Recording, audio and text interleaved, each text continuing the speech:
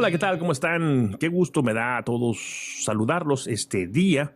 Bienvenidos a este nuevo episodio de mi canal de YouTube. Y hoy vamos a hablar de la mirada y de cómo es necesario aprender a mirarnos a nosotros mismos nuevamente para poder mirar el mundo con nuevos ojos. Pero antes de que entremos en materia, quisiera invitarte a que me dejaras un mensaje diciéndome desde dónde me escuchas, qué piensas, qué opinas, qué te parece todo esto que yo vengo a traer aquí. Y bueno, si me das un like, si compartes esta información, si crees que tiene algún valor, pues me ayudarías muchísimo a difundir mi mensaje. Dicho todo esto, vamos a trabajar. Decía que quiero hablar sobre la importancia del aprender a mirarnos, ¿verdad? Pues bueno, el ser humano, muchacho, es esencialmente un observador. Es un observador y es algo más. Es un observador activo, no es un observador pasivo, es un observador que busca interpretar, que busca comprender. Te voy a poner un ejemplo muy sencillo. Mira, tú estás un día cualquiera sentada en la banca de un parque, bajo un arbolito, en una sombra muy cómoda, y estás contemplando alrededor tuyo todo lo que sucede. El drama sencillo de lo cotidiano. Entonces pasa una pareja de viejecitos, pasa una señora con un perrito, pasan unos novios, pasa un señor muy apurado, pasa una pareja peleando. Y tú estás observando todo aquello y tú tratas de comprender. Imaginas cómo es la vida de don fulano, de doña fulana, del niño, de la niña. Es imposible que tu cerebro no busque ir un poco más allá. En medio de la ciudad pasa todo el tiempo. Estás esperando el autobús, estás caminando por una muy populosa avenida y te encuentras rostros de gente que viene y va y tú también buscas inmediatamente poner una historia a aquel rostro. Buscas comprender. Este es soltero, esta es casada, este es divorciado, este está frustrado, este es una buena persona, tiene cara de buena persona, etcétera, etcétera. El caso es que así como nosotros tenemos la capacidad de interpretar ese gran texto que es la vida, podemos también interpretarnos a nosotros mismos. Y yo creo que esa es una actividad fundamental, existencial, necesarísima. Y te voy a explicar por qué. Sucede que es imposible que nosotros seamos capaces de asir, ¿no? De sujetar la realidad en toda su complejidad. Es demasiado rica, es demasiado heterogénea, es demasiado complicada. Nosotros tenemos como estancos o cubos donde vamos metiendo, o categorías, ¿no? Vamos metiendo conceptos que nos permiten generar un mapa del mundo. Lo único que podemos hacer es tener un mapa del mundo. ¿Sí? Hay un cuento de Borges de un personaje que quiere hacer un mapa de escala 1:1, es decir, quiere duplicar el mundo, lo cual es una broma, es un disparate. ¿Sí? Hay otro cuento de Borges, Funes el Memorioso, de una persona que sufre un accidente ecuestre y a partir de ese momento tiene la capacidad de recordar cada segundo de su vida, con todos los detalles, con todos los estímulos sensoriales que lo rodean. Termina aplastado por la realidad. La mente humana necesita generalizar, necesita generar estas categorías, este mapa de la realidad que es imperfecto, ¿verdad? Un mapa no es la realidad, pero me sirve para moverme dentro de esa realidad. El problema con esto no es la generalización, no es el prejuicio. Fíjate lo que te estoy diciendo. El problema con esto es abrazarme al prejuicio. Abrazarme con uñas y dientes, tal como les pasa a quienes han mordido el fruto envenenado de la ideología. Entonces tienen 3 o 4 ideas que les sirve para explicarlo todo y se aferran a ellas como un náufrago se aferraría a un trozo de madera en el medio del océano porque creen que la vida está ahí, no sueltan. Y al no soltar, no abren paso a lo nuevo, porque la vida es generación constante, es dinamismo constante. Entonces las personas se repiten interminablemente una y otra vez. y a los 20, a los 30, a los 40 o a los 80 años repiten las mismas 3 o 4 frases trilladas y a mi juicio, esta es una existencia absolutamente desperdiciada, una vida derramada. Por eso es importante aprender a mirarnos nuevamente, aprender a reexaminarnos para poder mirar con nuevos ojos el mundo que nos rodea y entonces abrir la puerta al potencial de generación y de creatividad propio de la vida humana. ¿Sí? Tú te levantas por la mañana y muy probablemente lo que haces es, pues, una serie de pasos. Lo he comentado aquí antes, ¿no? Entras, te conectas ahí, haces clic, te conectas en la rutina. Repites los mismos pasos una y otra vez. Estás delimitando tu desplazamiento por el mundo. ¿Es necesario? Sí. El problema es permanecer ahí toda la vida. El problema es hacer o darle un espacio de preponderancia tan grande a la rutina que de pronto la exploración, la creatividad y el juego desaparezcan de tu existencia. Porque entonces pierdes una gran parte de tu condición humana. Y mira que no estoy exagerando. Entonces, aprender a mirarnos nuevamente es fundamental. Aprender a mirarnos, en mi opinión, presupone o tendría que presuponer aprender a amarnos. Y me da risa decir estas cosas porque mucha gente piensa que son cursilerías o cursiladas, tonterías. Sobre todo la gente con la que yo crecí, la gente, mis compañeros de profesión o la gente que yo conocí durante mi época de formación, diría así, ¿no? Esas son tonterías, estupideces. Pues son personas fosilizadas, esclerotizadas, repitiendo la misma forma, la misma idea una y otra vez. Sobre todo en una cultura como la nuestra, una cultura en la que la educación, por ejemplo, ¿no? Se basa sobre todo en la transmisión de ciertos conocimientos a través de la memoria, el aprendizaje lógico, matemático y lingüístico, y nada más. Entonces, de lo que se trata en la educación hasta el día de hoy, lamentablemente, es en una suerte de entrenamiento para que la persona adquiera habilidades que le permitan abrirse paso en el ámbito laboral y nada más. Pero la persona, tú y yo, somos mucho más que el ámbito laboral. La persona es mucho más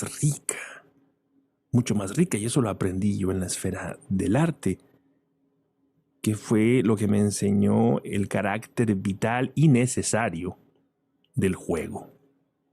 Entonces nosotros podemos volver a jugar. Cuando tú eras niña, niño, y te sentabas ahí con tus amiguitos, ejercías estos poderes y aprendías siempre, todos los días, a ver el mundo con ojos frescos. Cada día una nueva historia, cada día una nueva aventura en el patio de tu casa con tus carritos, tus muñecas, tus trastes, tus cuerdas, tus pelotas, lo que sea. Tu correr, a veces era el cuerpo solo, ¿no? Correr ahí, correr no sé, hay muchos juegos infantiles, ¿no? Que implicaban este desplazamiento de perseguir uno al otro, esconderse para que te descubran y todas estas cosas, ¿no? Todo eso era tener una conciencia plena del cuerpo, de la compañía, de la alegría, del divertimento. Todo esto es lúdico, sí, pero es profundamente creativo. Todo eso lo perdimos. Lo perdimos porque entramos en este proceso de entrenamiento constante que es la educación formal, como es comprendida, por lo menos en Occidente. Así que aprender a amarnos es fundamental. Aprender a amarnos debe llevar sobre todo una búsqueda honesta de la comprensión. No exagerar, ¿no? Ni de manera positiva ni de manera negativa, por Dios. No puedo hablar hoy lo que somos. No fustigarnos ahí con el látigo de las 7 puntas, ni tampoco ponernos una corona que no nos corresponda, ¿no? Yo creo que aprender a amarnos supone de entrada algo muy poderoso, que es el aprender a perdonarnos, el aprender a hablar con nosotros mismos y decirnos, mira Alejandrito, hiciste lo mejor que pudiste con el conocimiento que tenías en ese momento, con los recursos que tenías en ese momento, con las posibilidades que tenías en ese momento. No te fustigues más, no te culpes, supéralo, perdónalo, perdónate a ti mismo, perdona las circunstancias, perdona esa realidad, no culpes a nadie, pasó lo que tenía que pasar. Sacúdete el polvo, ya deja de estar aferrado a ese clavo ardiendo y sigue caminando. Por Dios. Sigue caminando porque la vida está ahí adelante. No guardes rencores. Los rencores te castran, te atan, te cortan la lengua, te cortan las manos, te cortan los pies. Te condenan en un calabozo para siempre. Ese es el poder del perdón y no vamos a llegar a él si no es a través del amor, de la llave del amor. Aprender a vernos a nosotros mismos desde la perspectiva amorosa y no la del juez severo ha de ser fundamental y ha de ser punto de partida. ¿Sí? Y esto es muy bonito, es muy calientito, muy rico, ¿no? Ay, qué bien, reconciliarme conmigo mismo, no fustigarme, ¿no? Porque los seres humanos solemos ser bastante crueles con nosotros mismos, ¿no? No solamente eso, también aprender a mirarme nuevamente, aprender a amarme nuevamente para exigirme. Aprender a exigirme. Decir, oye, ya basta. Basta de lamentos, basta de lloriqueos, basta de tonterías. Hay que seguir caminando, somos peregrinos. Lo que sigue, ¿cuál es el siguiente? Como dicen los directores técnicos de los equipos de fútbol, bueno, ya perdimos hoy. A ver, vamos a pensar en el siguiente partido, que a mí me parece una filosofía extraordinaria, ¿no? Entonces, vamos a pensar en el siguiente partido. ¿Qué es lo que viene? Hay que seguir trabajando, hay que seguir formándonos, ¿verdad? Hay que seguir explorando este mundo maravilloso que nos ha tocado a todos nosotros. Aprender a amarnos es reconocernos complejos, a reconocer que somos seres dinámicos, que somos seres poliédricos, que no tenemos la capacidad de comprendernos por entero. En el momento en el que tú dices, yo soy esto, yo soy otro, te estás matando. Te estás ahí como las mariposas esas que, ¿no? En los insectarios con un alfiler, las fijan para siempre en un cartón. Yo soy esto y te lo crees, te lo crees.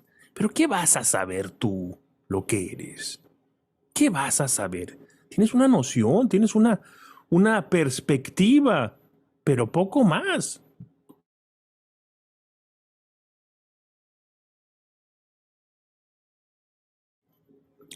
Pero poco más, créeme. Entonces, reconocernos complejos supone un baño de humildad. Es decir, yo creo esto, quiero esto, pienso esto, ¿sí? Adelante, a caminar, a caminar. Y eso es fundamental. La noción del dinamismo, de seguir hacia adelante. Seguramente tú conoces muchas personas que se quejan todo el tiempo, ¿no? Están ahí quejándose, que mi jefe, mi esposo, mis hijos, mi vecino, mi colega, se quejan todo el tiempo. Todos tienen la culpa, ¿no? Y si tú te detienes a escucharlos, te van a agarrar del pescuezo y no te van a dejar ir, porque tú eres un recipiente vacío donde están ellos vaciando todo su caldo de quejas. Y vas a ver que no se mencionan a sí mismos nunca. Si tú les dices, si tú les preguntaras, en buen plan, oye, ¿y tú cuál es tu papel aquí? ¿Cuál es tu parte de responsabilidad en todo esto? Pues iban a llevar las manos a la cabeza, porque son víctimas, ¿no? Y todavía si les haces la pregunta letal, bueno, todo eso está muy bien, pero ¿tú qué quieres? ¿Hacia dónde quieres caminar? ¿Cuál es tu dirección? ¿Cómo es ese mundo que tú quisieras vivir para dejar de quejarte? Probablemente no te responderían.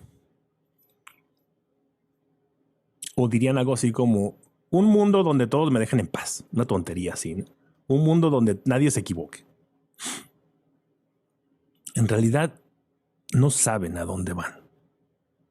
Y esa es su tragedia. Y no saben a dónde van porque no se han detenido. No se han sentado en una piedra allá al lado del camino. A meditar, a pensar y a conocerse. Por eso es importante aprender a mirarnos nuevamente. Yo creo que aprender a mirarnos nuevamente supone la práctica de la meditación. Ha sido tan rica en mi vida, ha sido tan luminosa en mi vida, que yo creo que es el punto más alto que existe, fíjate lo que te voy a decir, en el proceso de mirarnos a nosotros mismos, sobre todo porque implica una observación no mediatizada por el concepto. Yo me miro a mí mismo no desde el juicio, sino de la contemplación amorosa. Y eso es lo que hace una persona que está meditando, que cierra sus ojitos, que se concentra en su respiración, que busca no hacer nada, que busca habitar la paz del instante. Esta persona aprende el arte de la pausa. Esta persona aprende un arte difícil. No es sencillo. Y si tú no has practicado la meditación, toma este mensaje como una sugerencia de la vida para que lo hagas. Y ya me contarás qué tan fácil o tan difícil es. Yo leí un libro del padre y escritor Pablo Dors, que se llama Biografía del Silencio, que te recomiendo ampliamente. Te voy a dejar aquí un link abajo, a ver si no se me olvida, si le quieres echar un ojo. Y este libro habla sobre las experiencias de meditación de este señor. Cuando yo lo leí, me llamó mucho la atención y decidí practicar, ¿verdad? La meditación, comenzar. Y dije, pues qué suave, estar ahí sentado ahí en el suelo, con los pies cruzados, con la pared, con la espalda muy pegadita a la pared, con los ojos cerrados. Pues esperando que pase el tiempo, pues no es que esté picando piedras, ¿no? Y me senté y lo hice. Yo pensé, dije, voy a estar unos 20 minutos. Y aquello fue la primera vez. Yo creo que no soporté ni 2 minutos, ¿no? Digo, y aquello me resultaba increíblemente complejo. Por mi mente pasaba un montón, así como si fuera una lluvia de meteoritos, ¿no? Ideas, palabras, trozos de vida, imágenes, recuerdos. Claro, toda esa porquería mental, toda esa basura mental me acompaña todos los días, ¿no? Y hay que limpiarla. Así como nosotros aseamos nuestro cuerpo, hay que asear nuestra mente. Así como nosotros aseamos la casa. Bueno, no todos, pero es ideal que lo hagamos. Hay que asear la casa de nuestra mente también. Hay que airearla, hay que sacar el polvo. Hay que aprender el arte de la pausa, hay que despegarnos del mundo y sus cosas para ver el mundo mejor, para ver al mundo mejor. Separarnos, tomar distancia. Yo tenía una profe de matemáticas que cuando estábamos haciendo un problema y nos quedábamos trabados de álgebra, y decía, a ver, váyase al fondo del salón. Nos mandaba al fondo del salón porque decía que cuando veías la pizarra, el pizarrón completo, entonces te caía el 20. Y efectivamente sucedía. Ya sé. Ya corríamos al frente y seguíamos con este asunto. Entonces, estamos tan enredados con las cosas del mundo que estamos ciegos. Así como cuando tú traes un perfume y que tú dejas de olerlo, ¿no? O cuando tú llegas a una casa que no es la tuya, luego descubres un olor que es característico de esa casa. Para los habitantes de esa casa ese aroma no existe. Para ti sí, porque llegas con las células ahí sensoriales del olfato frescas. Al meditar reconectas con tu ser, con la fuente del ser. Y ahí ya no me atrevo a más. ¿Qué es esto? Pues esto ya es una metafísica pura, ¿no? Pero yo sé, como lo explicaba creo que en el video anterior, ¿no?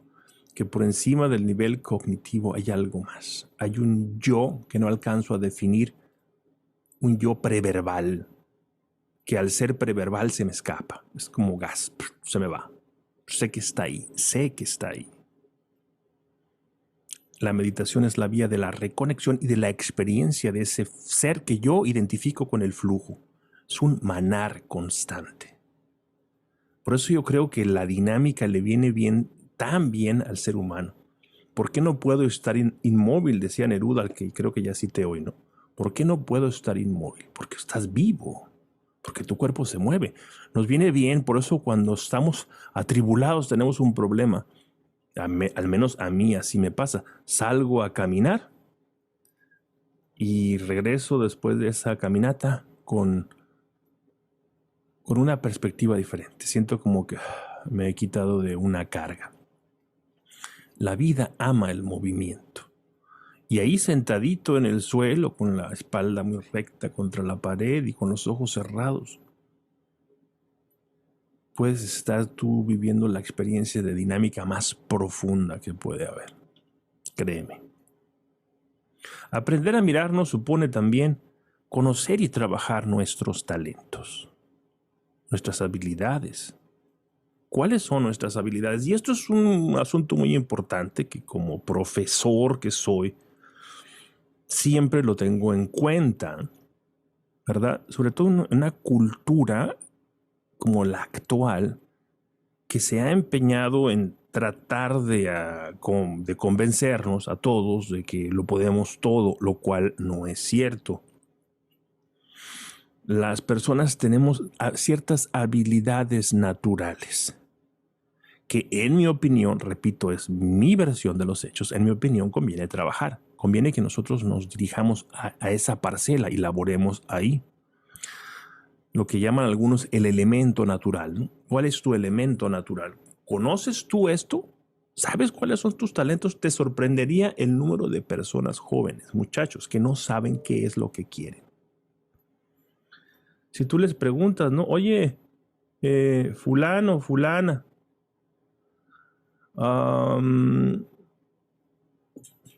¿de qué va la cosa aquí en la universidad? ¿Qué vas a estudiar? No, pues no sé todavía. Yo creo que, mira, es que bueno, tienen la dispensa de que son jóvenes, pero después te encontrarás a un montón de gente ya mayorcita o muy mayorcita que sigue perdida, ¿no?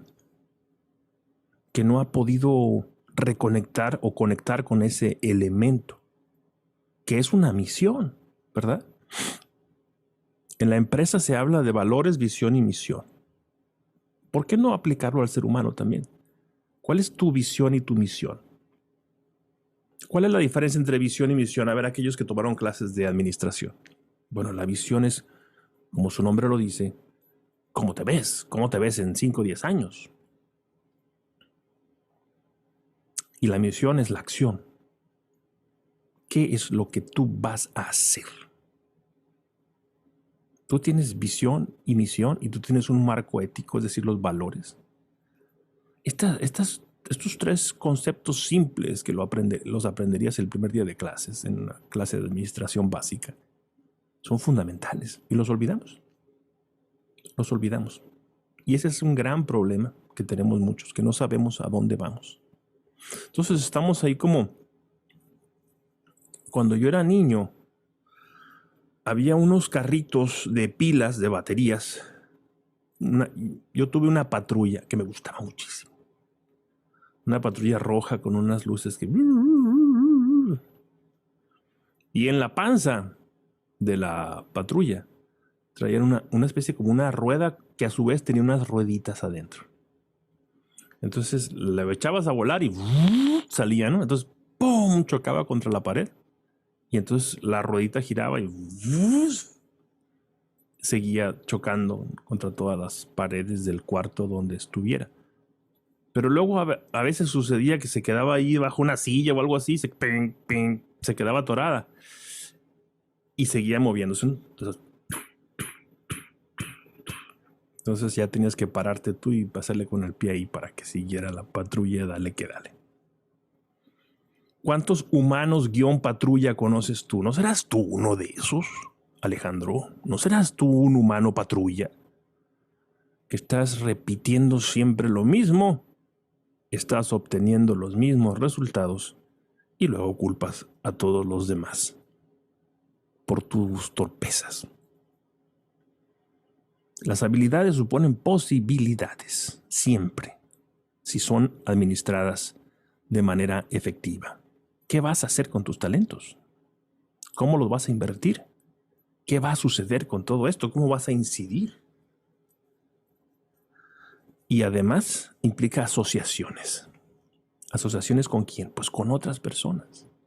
El talento busca el talento. El talento se asocia. Tú mira alrededor en el mundo del arte, en el mundo de la empresa, de la política, y vas a encontrar grandes asociaciones de personas muy talentosas que fueron capaces de unificar sus esfuerzos para amplificar, para hacer incluso todavía más grande el poder de sus habilidades, de sus capacidades.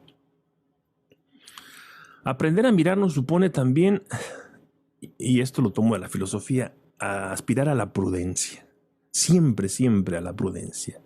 La prudencia, la frónesis griega, el arte de vida. Aprender a vivir con arte. Dejar de creer que el arte es un señor pintando solamente, ¿no? Uno puede adoptar una mirada artística a la vida, es decir, creativa, ¿sí? Pero también sensible, intuitiva. Yo estaba leyendo ayer precisamente un manual de planeación estratégica, no un manual, un libro sobre la planeación estratégica, y ahí hablaban de la importancia que tiene en la toma de decisiones la intuición. Sí, en el mundo de la empresa como en el mundo en general, estarás de acuerdo conmigo, durante los últimos 10, 20 años ha tomado una gran importancia el Big Data que le llaman, ¿no? La información, los datos, la estadística. Y es una herramienta poderosísima para hacer predicciones y para tomar decisiones con un cierto, digamos, margen de seguridad o de riesgo. Pero te sorprendería ver cómo incluso en grandes corporaciones, ¿no? Como GM, ¿no? General Motors, ponderan la intuición. Einstein decía esto, decía, hay ocasiones en las que no sé por qué ni cómo, pero sé que me estoy adentrando en el camino correcto, aquel que me lleva a la solución. Me dejo llevar. Es lo que yo llamo la danza de la realidad, la danza de la vida. Adoptar esa actitud de dejarse ir, dejarse llevar. Me pasa aquí todo el tiempo cuando estoy hablando con ustedes. En ocasiones grabo algo, tengo mucho entusiasmo, pero siento que no conecté con ese momento de danza. Hoy estoy muy cómodo, creo que he conectado el momento de la danza, de la naturalidad, del fluir, donde la fuente del mensaje, que no soy yo, Alejandro, sino es el ser que soy, puede traducir en palabras, en impulsos eléctricos, aquello que quiere comunicar. Y ahí se va a través del internet a rodar por el mundo, ¿verdad? Esa es la visión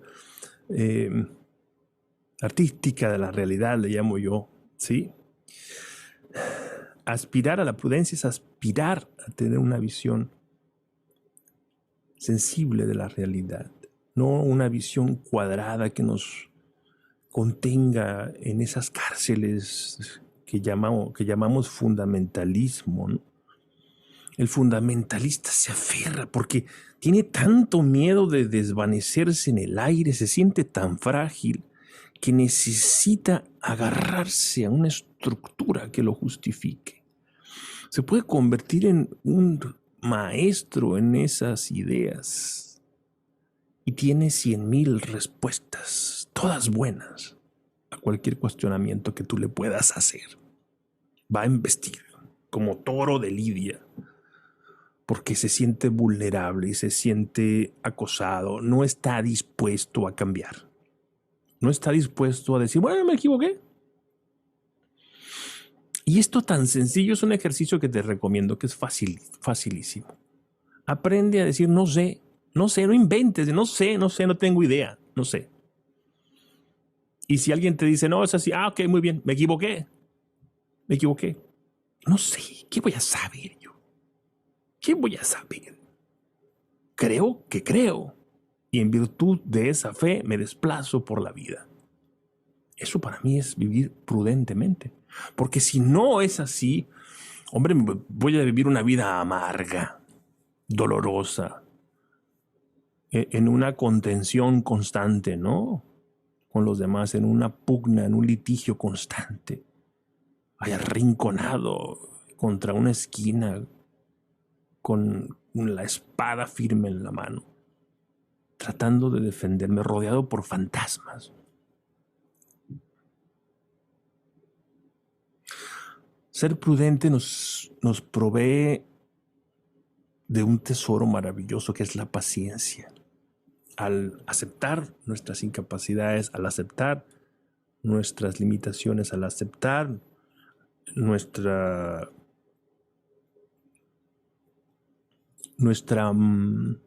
capacidad de cambio, es nuestra maleabilidad, ¿no? Nuestro dinamismo. No soy el que era ayer y no soy ahora el que será mañana.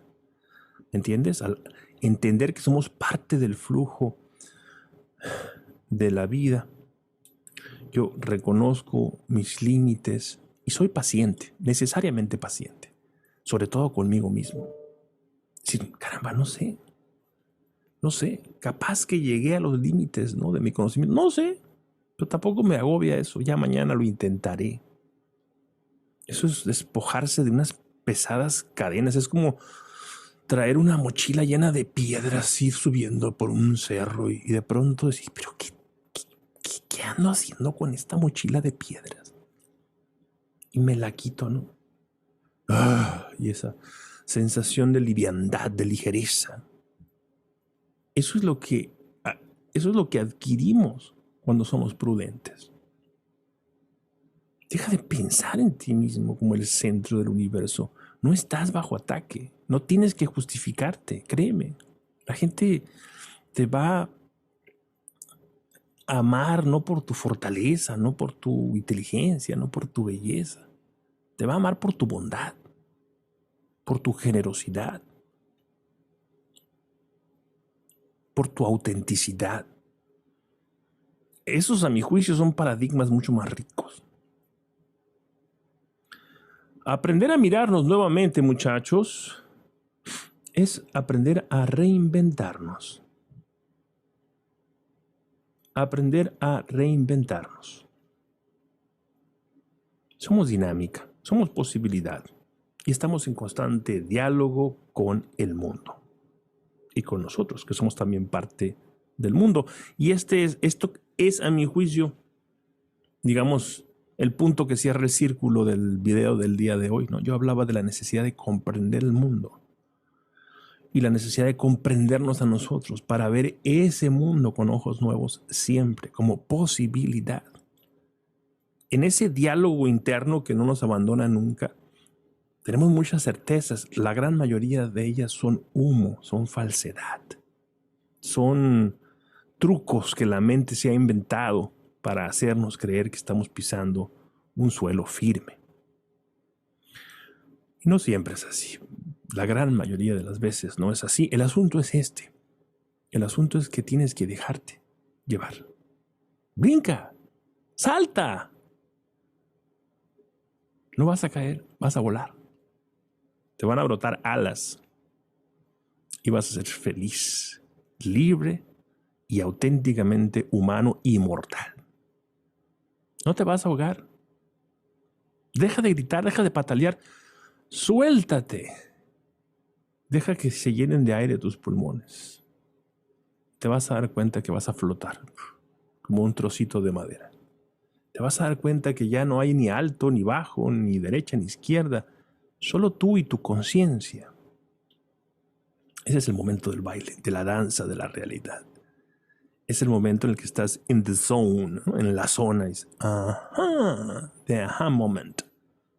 Es un momento de realización. Pasamos siempre en la toma de conciencia, pasamos de la vida ordinaria a la realización, pues eso en inglés, al darnos cuenta, a la toma de conciencia, a una tercera etapa que es la transformación. Necesariamente una persona que ha llegado a ese momento de toma de conciencia se transformará. Y para transformarse es necesario mirarse a sí mismo una y otra vez. No con el examen de conciencia, ¿no? de la cartilla moral de quien dice pecado, pecado, pecado. No, vernos con ojos amorosos, que nos perdonan, ojos que nos perdonan, que nos exigen también, que nos impulsan, que nos dicen, échate a caminar, échate a andar, que la vida está allá afuera, que la vida está esperando y que haces ahí mucha falta. Muchas gracias por tu paciencia, muchacho. Te invito para que me des un like, para que me dejes un comentario y para que compartas este video. Nos vemos en la próxima ocasión. Hasta pronto.